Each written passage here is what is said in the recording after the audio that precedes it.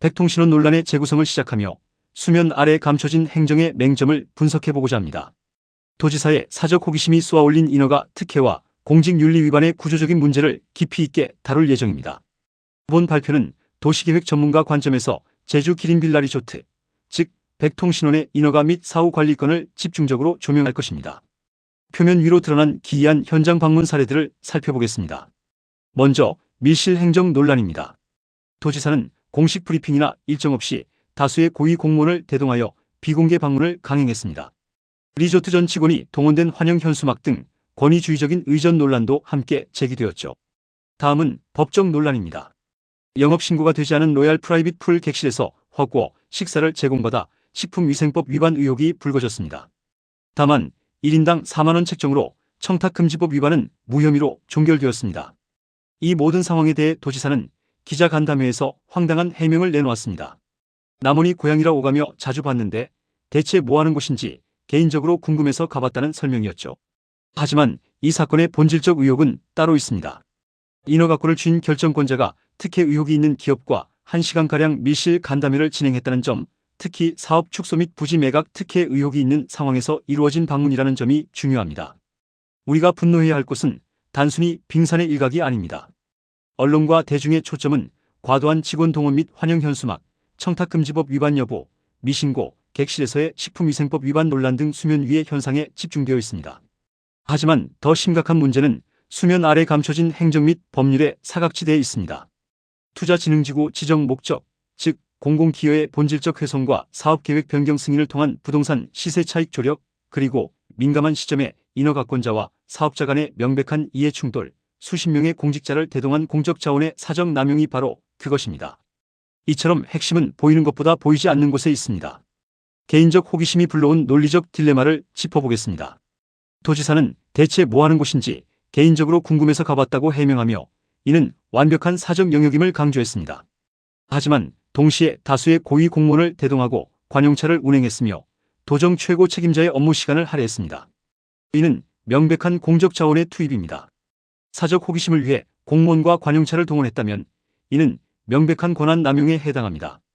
또한 만약 공적 목적이었다면 당당히 밝히지 못하고 사적인 이유를 댄 것은 방문의 진짜 목적, 즉 특혜 관련 면담을 숨기려 한 실언이 될 수 있습니다. 이는 공사 구분이 상실된 행정의 모습을 보여줍니다. 보고서 한 장으로 끝날 일을 밀실 간담회로 해결한 사례를 비교해 보겠습니다. 정상적인 행정정보 파악 절차는 사업 현황에 대한 궁금증이 발생하면 투자유치거나 도시계획부서에 지시하여 서면 및 대면 보고서 브리핑을 통해 상황을 파악하고 기록을 남겨 투명성을 확보하는 것입니다. 그러나 도지사의 선택은 달랐습니다. 개인적 궁금증 발생 후 관련 부서 공무원들을 대거 동원했고 예고 없는 현장 방문과 밀실 간담회를 진행했습니다. 그 과정에서 환대와 VIP 객실 식사 제공을 받았습니다. 도정 최고 결정권자는 공식적인 행정 라인을 통해 정보를 파악하는 것이 원칙입니다. 실무진의 브리핑으로 끝날 사안에 공무원들을 대동하여 현장에서 대접을 받은 것은 심각한 행정자원의 오남용으로 볼 수 있습니다. 인허가권자의 방문이 하위직에 보내는 강력한 시그널에 대해 얘기하겠습니다. 인허가권자인 도지사가 밀실 간담회를 통해 환대를 받는 것은 하위직 공무원들에게 이 업체는 도지사가 직접 챙기는 곳이라는 강력한 시그널로 작용합니다. 이는 무언의 압박으로 이어질 수 있습니다. 특히 백통신원은 막대한 이익이 걸린 사업계획 변경, 즉 사업 축소 및 부지 매각 승인을 갑받아낸 민감한 시점이었습니다. 결정권자가 논란의 사업자를 직접 찾아가 환대받은 행위는 공정성을 훼손하고 공무원 행동 강령 제15조 부당한 영향력 행사 금지 위반 소지가 다분합니다.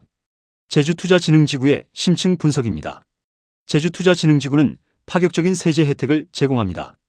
취득세 면제, 재산세 감면, 각종 개발 부담금 완화 등이 대표적이죠. 하지만 이러한 혜택에는 필수적인 전제 조건, 즉 자물쇠가 있습니다. 단순 수익형 숙박시설 분양 금지, 지역경제 활성화를 위한 핵심 시설 투자, 그리고 박물관이나 생태공원 같은 문화휴양시설 건립 의무화가 바로 그것입니다. 세제 혜택은 공공기여를 조건으로 주어지는 것입니다.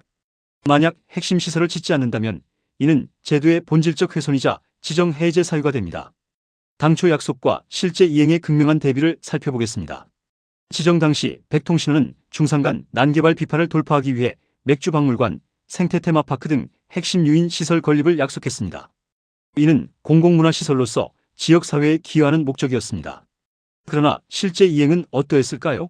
공공시설 건립은 미이행되었고 대신 체류형 관광을 위한 숙박시설, 즉 돈이 되는 콘도 위주로만 사업이 집중 개발되고 분양되었습니다. 결과적으로 백통신호는 투자진흥지구 지정 기준 미달 상태에 놓였습니다. 원칙대로라면 지정 해제 및 감면 세액 추징 대상이 되어야 마땅합니다. 행정의 면죄부 사업계획 변경 승인이 완성한 두 가지 특혜입니다. 2022년 말 오영훈 도정은 핵심 공공시설들을 사업계획에서 전면 제외하는 사업계획 변경을 전격 승인했습니다. 이 승인은 크게 두 가지 특혜를 가져왔습니다. 첫째, 부동산 장사 지원입니다. 개발 의무가 사라진 남은 부지를 제3자에게 매각할 수 있는 합법적인 길을 열어주었습니다. 둘째, 세제 혜택 보존입니다. 사업계획 자체가 변경됨으로써 지정 조건 위반 상태가 합법적으로 해소되었고 수십억 원의 세제 혜택은 그대로 유지되었습니다. 결국 백통신호는 투자 의무는 회피하고 감면받은 세금은 지켜내는 결과를 얻었습니다. 이번 사건이 남긴 세 가지 층위의 실패를 진단 요약해 보겠습니다. 첫째, 도덕적 소통적 실패입니다. 개인적 궁금증이라는 도정 책임자의 안일한 인식과 도민을 기만하는 궁색한 해명이 여기에 해당합니다. 둘째, 절차적 윤리적 실패입니다. 공식보고 체계를 배제한 밀실 행정, 공무원 사적 동원, 그리고 이해충돌 방지 의무 방기가 문제가 됩니다. 마지막으로 구조적 행정적 실패입니다. 투자진흥지구 제도의 취지 훼손을 묵인하고 사업 축소 승인을 통해 기업의 시세 차익과 세제 혜택 유지를 도운 행정 조력이 바로 그것입니다. 투명성 회복을 위한 3단계 실천 과제를 제안합니다. 첫 번째, 정보 공개 청구입니다. 백통신호의 연도별 투자 이행 실적, 당초 계획 대비 현재 이행률 수치, 그리고 항목별 감면 세액 상세 내역을 청구해야 합니다. 두 번째, 조례 위반 법리 검토입니다.